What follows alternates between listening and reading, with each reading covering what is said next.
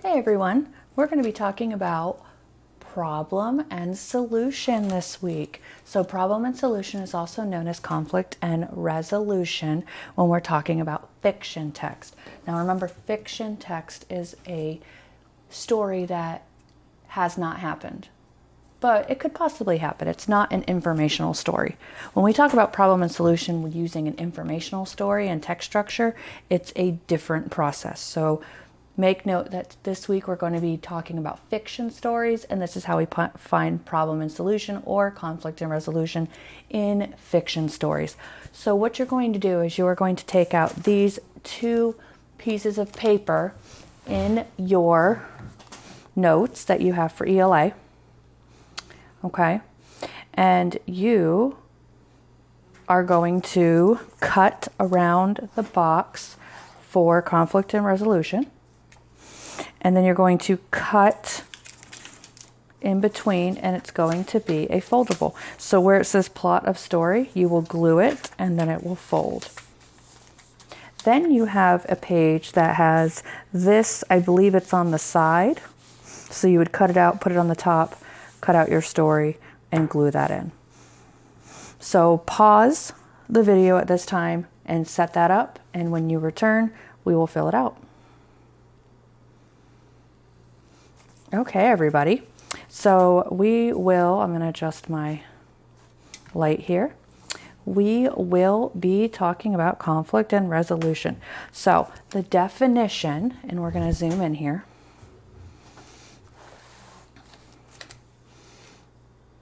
Of conflict and resolution. So conflict of a story is the problem,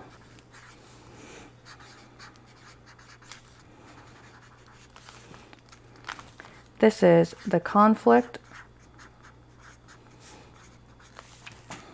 or I'm going to make sure I have room, issue the characters deal with in the story.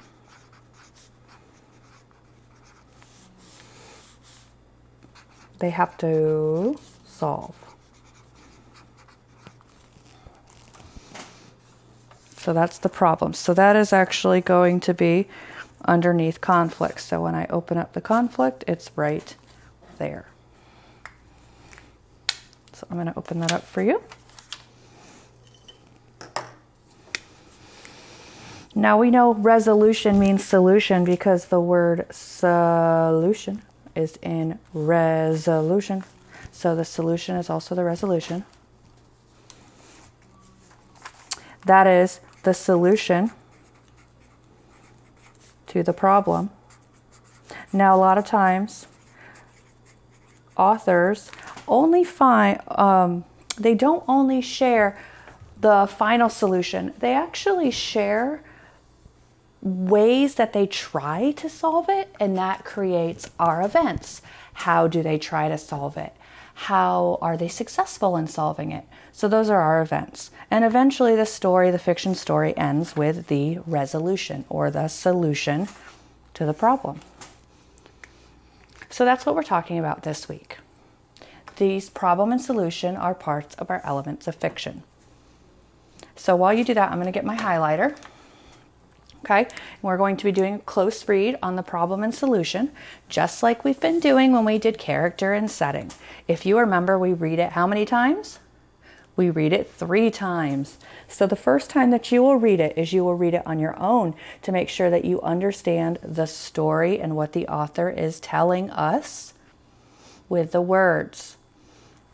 And we're not even worried about problem and solution unless we understand the words. Okay, so wait until you are ready for these notes and you have a highlighter to begin. You can pause right now. Go back a little bit so you can see what the notes are. Finish those and then come back and we'll start this. Okay, so the first time that we read to understand. So I'm going to ask you to read it, highlight any words that you do not know, and then unpause the video and we'll read it for the second time together. Okay, so hopefully you read it the first time. Now the reason why I have you do it the first time is to make sure you understand it. Just playing these videos through and just saying, okay, well I read it the first time, and you do not read it the first time, it is not helping you become a better reader. So make sure that you are definitely doing that. So we are going to be reading this story. I'm going to try to zoom in without it getting blurry. Okay. Lewis's mom was a bit of a fanatic about school pictures. She would spend weeks picking out Lewis's outfit and an hour combing his hair just right.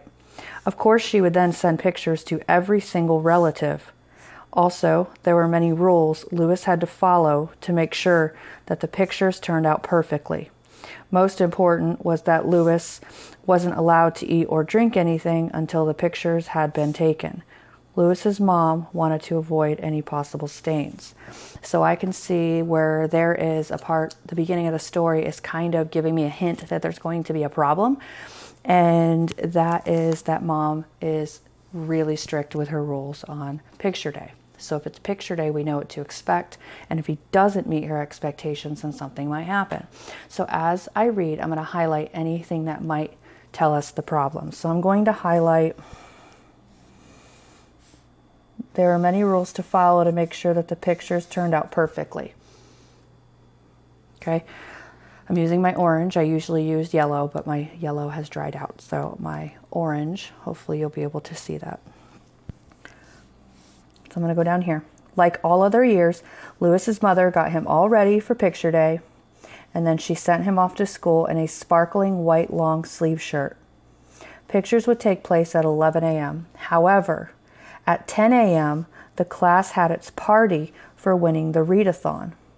Lewis was supposed to touch the cupcakes and soda that were not. I'm going to go back and reread that. That didn't make sense with what I read. He's not supposed to eat, but then I said he was supposed to. So let's rewind and reread. Lewis was not supposed to touch the cupcakes and soda that the class was rewarded with, but it was grape soda, his absolute favorite. I am going to highlight this sentence because this is showing that there is possibly going to be a conflict. The conflict right now that he's facing is that mom doesn't want him to eat, but he's got a grape soda and a party that his class earned and he can't have it, and it's very difficult for him. Just a little bit won't hurt if I'm careful, he told himself. He grabbed the bottle of grape soda. Unfortunately, Lewis hadn't seen Mrs. Lee drop this very bottle minutes earlier. Lewis unscrewed the cap, and grape soda fizzed up and down his arms, staining his white sleeves to a deep purple. That is our problem right here. I'm going to get my pen. Is that a problem? Now, I want you to take note. This sentence is italicized. Italicized means that the words are sideways. Okay? When words are italicized, those right here, I'm going to underline them, are internal thoughts. He told himself. These words in this sentence are what he is thinking. Okay? So italicized words that are sideways like this tell us what the character is thinking. They don't actually say it aloud. So pay attention to that when you're reading fiction stories. Lewis froze.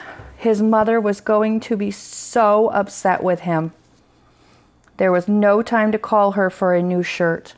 He knew that these stains were already permanent.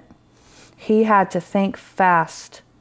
So we already know that this is your possible problem right here, that he now has a stained shirt and his mom is going to be upset.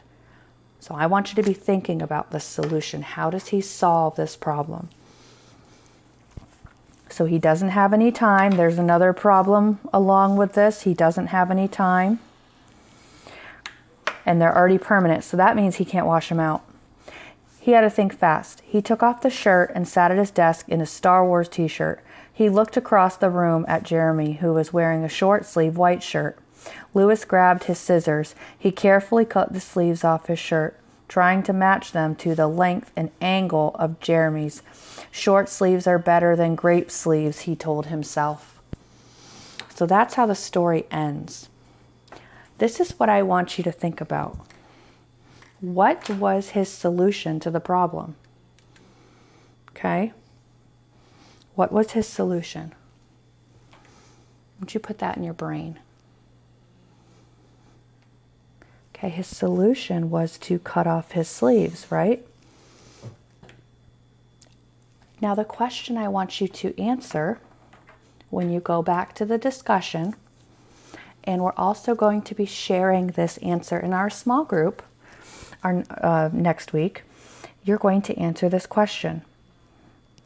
How do you think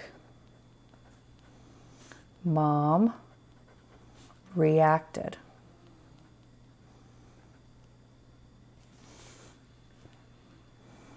In other words, do you think that he actually solved the problem or did he make it worse?